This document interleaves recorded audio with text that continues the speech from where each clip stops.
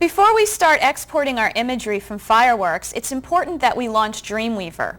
Dreamweaver, of course, is our WYSIWYG editor that we'll use to lay out the web pages, but it's always helpful to use Dreamweaver first and define our website because that's where we'll be exporting all of our fireworks imagery into. So let's go to our Start menu, choose Programs, and we'll launch the Dreamweaver program. Now once you first launch Dreamweaver, what you're looking at here is your document window. This is what you use to lay out and design the website. But see, this is not where we want to begin.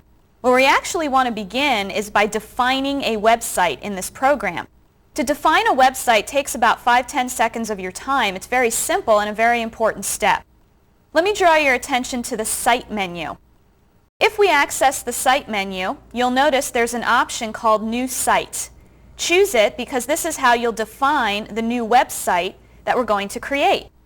Now you may remember we just worked with our canvas and fireworks. We're now going to export the imagery from that canvas and we're going to save the files into this defined website.